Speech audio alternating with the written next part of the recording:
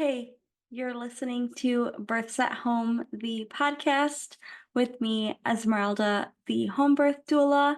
Today we are on episode 13. We are going to be speaking with Savannah. She is a traditional midwife who just had her fourth baby, and this was her second home birth. So she will be sharing with us that story. And we're also going to get the story of how she got into birth work and midwifery as well. So let's go ahead and bring Savannah on. Hey, Savannah, if you just want to go ahead and tell us a little bit about yourself. Hi, so my name is Savannah Brigman. I'm located in Western NC. I'm a mom of four. Just had my most recent babe, almost 2 months now. But yeah, I am a stay-at-home mom and also a local traditional midwife. So I'm very busy doing that all the time. um, but yeah, I'm happy to kind of touch on like how I started my home birth journey since all four of them were not all home births. I have had one hospital birth, natural, and then my second was a birth center birth, and then my third was my first free birth home birth. And then this last time was another free birth home birth. So I've basically had all the settings and care essentially, kind of worked my way up the ladder, I guess, so to speak. It seemed like trial and error and just different things that brought me to what I was really desiring out of my births. But yeah, sometimes it just takes a long road to get to where you want to actually be. But yeah, this past birth, it was very hectic for me actually, because I was still very much on call with my last client. She and I were always at least like a month apart. So I knew in the back of my mind there was a possibility that towards the end of my pregnancy, we could coincide with Yeah. possibly being due near each other, which ended up happening. So with this fourth baby, as I mentioned, I was on call. My mama was actually in labor when I had decided to go out and go ahead and fill up my gas in my car. It was pretty late that night. We were texting back and forth. She was having consistent contractions. And so it was kind of looking like that night was going to be her night finally for her baby. And I remember texting her as I was just about finished up, like chilling in town, seeing if I needed Yeah. to go to her. And she was like, I think I'm gonna rest. I'm like, okay, that's great. And I remember like feeling inside of me just so excited, relieved for my mama to have her baby finally because she'd had weeks of predominant labor. And it was just like a huge buildup, like, yay, she's finally having her baby.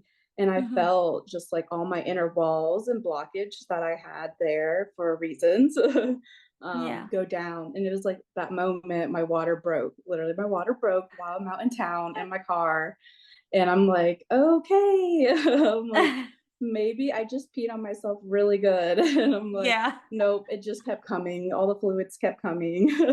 And I'm Mhm. like, okay, cool. So she decided to go to sleep. And so at this point, I'm turning around to go back to my house, covered in fluids. So far, the contractions didn't start yet. Mhm. But I was like, just like 2 minutes from my house when I started to get the contractions, and a whole deer family ran out in front of my car as I Oh was my driving. goodness. And while I was having a contraction, and I like barely stopped from like hitting this whole family of deer, which is kind of like symbolic for like my own personal life because I'm part of the Eastern Band of Cherokee Indians, and we Mhm. have 7 clans, and my personal clan is the Deer Clan.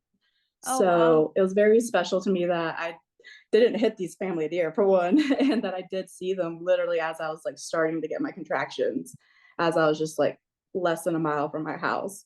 Mhm. So I made it back to my house. And I tried to ignore it. I was in denial. I was like, no, I'm not in labor, even though the contractions were coming like 15 minutes apart at this point, and I was just kind of ignoring it. And I like tried to lay down through them, and they were not happening. I woke up my husband. He was like, "Are you okay? It's kind of seeming like things are not normal right now." And I'm like, "Yeah, I think I'm in labor actually." because he was aware that I was like on call with my lady, and he's like, "Wait, what? Like, I Yeah. thought she was gonna have the baby, not you."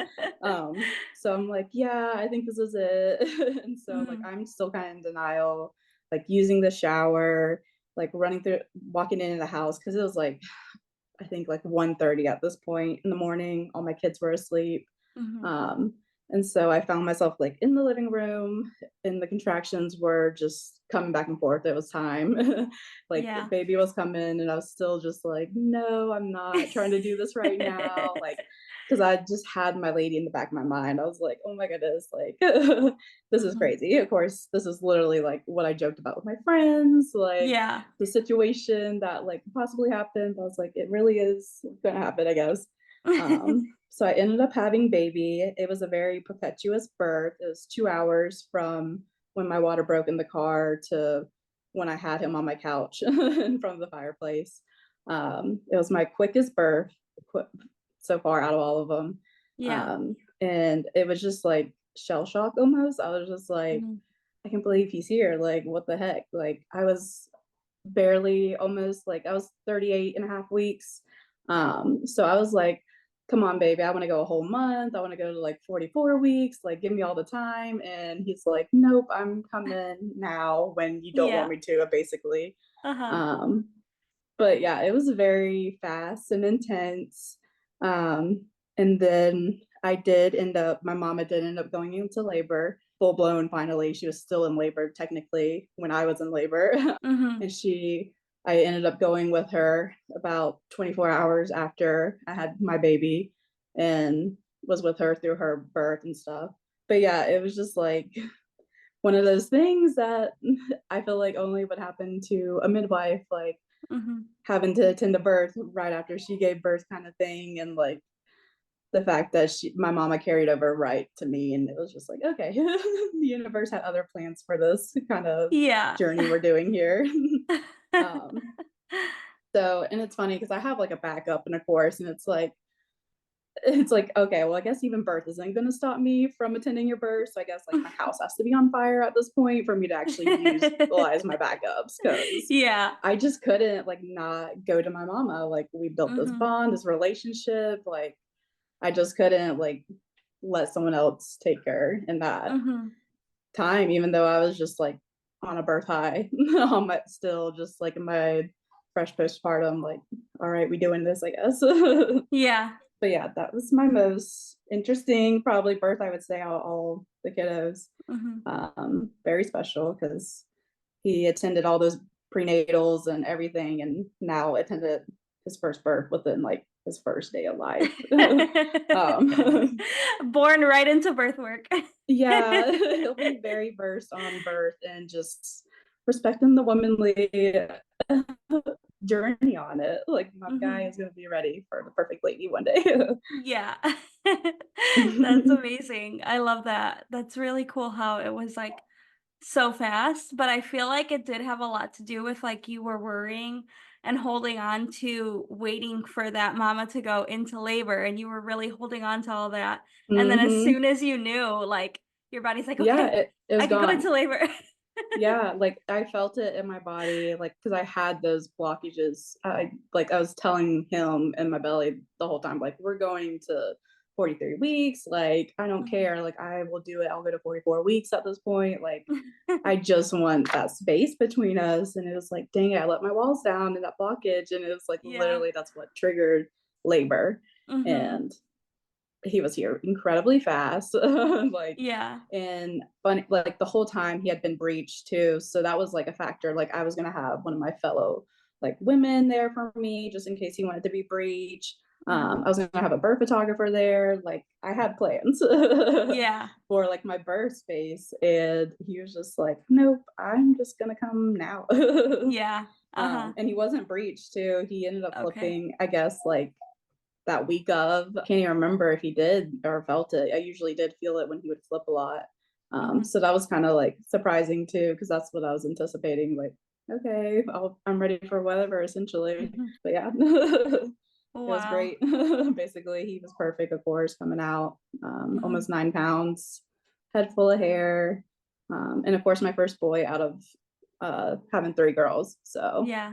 That's Yeah. special. Yes. Yeah, amazing. And so you did kind of touch on your previous births before that. I know you said the first one was a hospital. How did you kind of Mhm. go up to each one? What made you decide to Yeah. go from hospital to birth Um, center? yeah, so the hospital, I was induced right at 40 weeks for no reason, of course, besides being near Easter. So that was probably the whole thing. Um, and I got induced, the epidural, and I did at least have her vaginally. Um, and it was just like the bare minimum. Mm, Like it was just nothing more, nothing less, nothing fuzzy, when it came from it.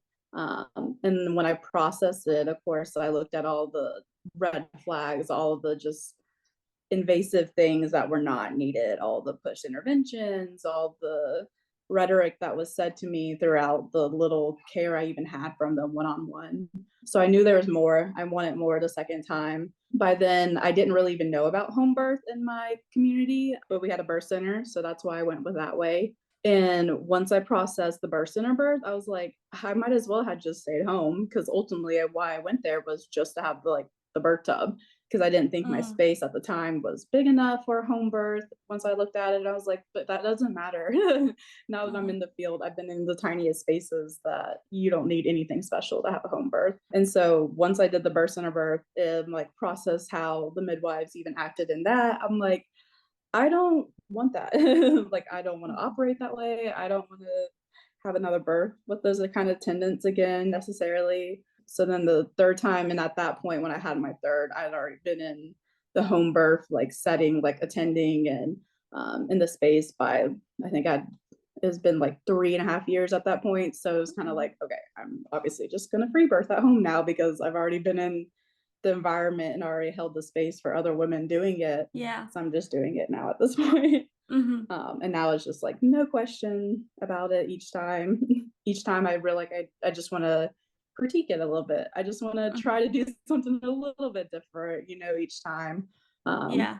like I think the next time, because I want another one, of course, because that time I'm like, dang, that was really fast. I would kind of like to enjoy the labor again, like I did with my first home birth baby, because Okay. hers was just like really perfect. I'll have to tell that another day, I feel like, because it's like its own nice special story. But like I was just like, dang, now I want a fifth one to do it again because it was so short and quick. And I just want to enjoy Mhm. it like, a little bit better and hopefully get my birth photographer there this time. Would be nice. Yeah.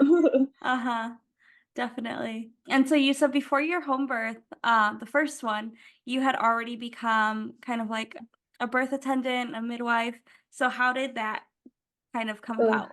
yeah, that started happening when I was like pregnant with my second. I had been invited to a few close friends' home births just to hold space essentially.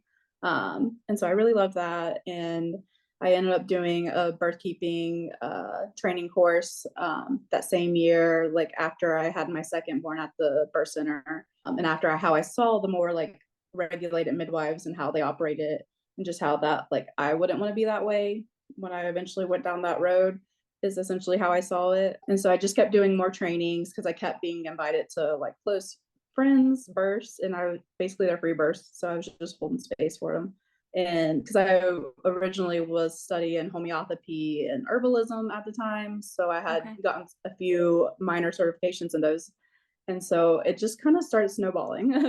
So I Hmm. started just being invited. And once the pandemic hit, once that happened, that really just like it messed up my whole local community because our birth center closed Mm, abruptly. And like we literally just had women that were just left with no option besides the local hospital. yeah. And it was just like, okay, well, what are all these women going to do? Like, we didn't have Hmm. enough midwives essentially at the time to help all these women that were left either home birth or go to the local hospital. And a lot of them didn't want to go to the local hospital because they Yeah. had the envisionment of at least a birth center birth. Hmm. So it was like during that time when I was really starting to do like more midwifery space holding. And so that's when I started shifting into, okay, well, I'm gonna have to start educating myself, start really, if this is what I'm doing, because I kept getting called into the space. Yeah. So I started doing more courses like my NRP, Breach Without Borders online. I'm in ancient art midwifery schooling right now. and some other smaller online programs like the Indigenous Center of Midwifery. So it's just basically went from a birth keeper doula holding space to now I'm just like studying midwifery. I'm doing the midwifery thing. And over the years, I've learned more that it was in my native side that I had native midwives in the local over in Snowbird Cherokee reservation in our state. They were the midwives for like my reservation. Oh, Was wow. like my grandmother, my aunts, they were the community midwives serving Mhm. my natives out there because they were Wow. not getting the local health care at that time. We did not have Mhm. it over there towards the reservation and where my native family is from. So Mhm. it's all like brought me back to my roots and just appreciating my side and just learning more about my own ancestors and bringing back the wisdom that I've been able to learn through documents and like Mhm. just the videotapes that like my grandmother had saved for me and stuff that I'm Mhm. trying to bring back for my own community. Now I'm the only one in this area, even close to my reservation, that is trying to bring that back for them.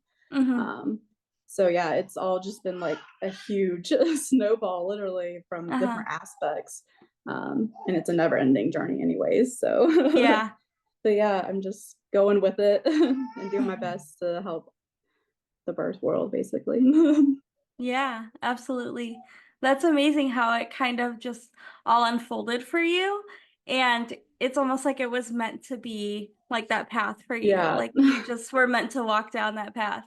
So, yeah, that's really special to hear all of that. yeah, I appreciate it because I mean, it's just not an easy thing. I Mhm. wouldn't like a thought to just go do this, like kind of thing. Mhm. Like it's a lot. It's not for Yeah. like the faint of heart to be in such Mhm. sacred spaces and birth and the whole thing. Like it's a lot, and especially to be doing the journey with a lot of my mothers because it's the second time I've been attending while pregnant. Also, Mhm. like my last home birth baby, I was attending actively up until a few months before I gave birth to her. So it's just like my girls, they are so instilled in it. They know about it. They're so used to it now too, Mhm. because they've seen mom go and hold the space. They've seen mom literally birth them right there at home. Like Yeah. it's a very nice full circle that I'm instilling too in the next generation.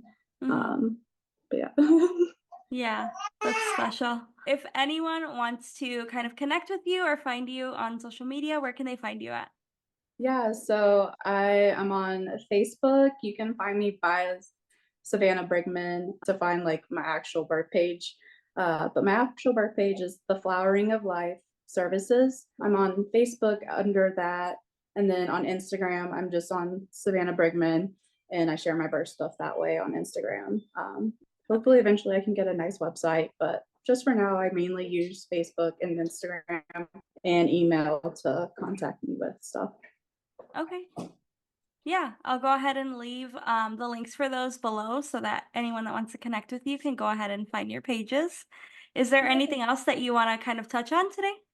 Um, if anyone needs any help ever finding midwife resources, reach out. I'm happy to help. I know a lot of midwives just everywhere, not in just NC, but well connected to everywhere. A lot of Hmm. traditional ones that will actually serve autonomously.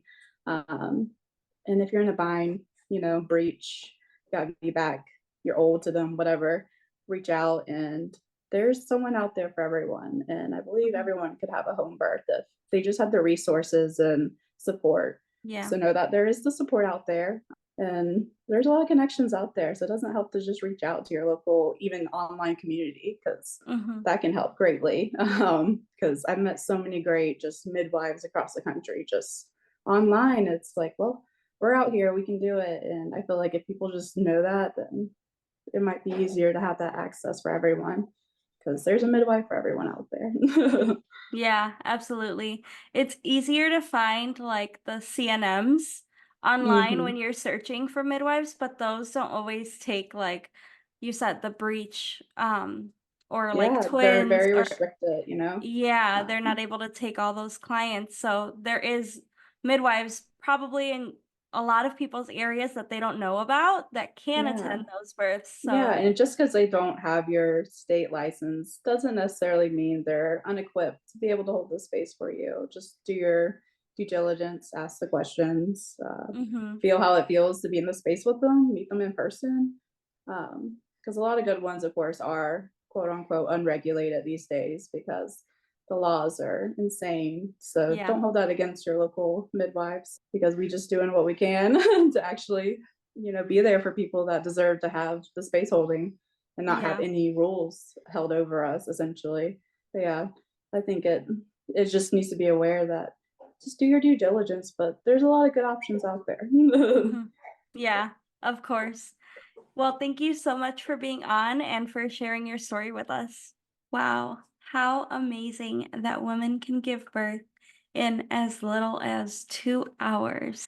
I know that's not the case for everyone, but for some women, it happens so fast, and it's just amazing what our bodies can do, especially when they know exactly what to do, especially because it just solidifies that we were literally born to birth.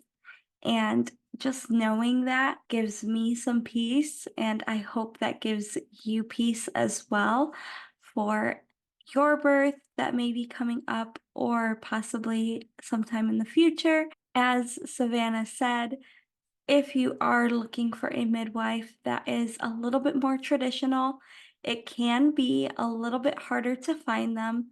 So definitely reach out to any midwife that you know, even if it's online, because they might have connections to bring you to the midwife that you need. So definitely reach out to her, reach out to me if you are looking for any sort of traditional midwife. We can try helping you find someone in your area so that you can get the care that you deserve. If you are currently searching for a midwife, I also have a free mini bundle that includes a questionnaire for midwives. So, if that's something you may be interested in, I will go ahead and leave the link below so you can go ahead and grab that free mini bundle, and you'll be able to get that questionnaire, print it out, and take it with you to midwife interviews so that you can find that midwife that you need. Thank you so much for listening. Don't forget to leave a rating and review, and we'll be back with more home birth stories.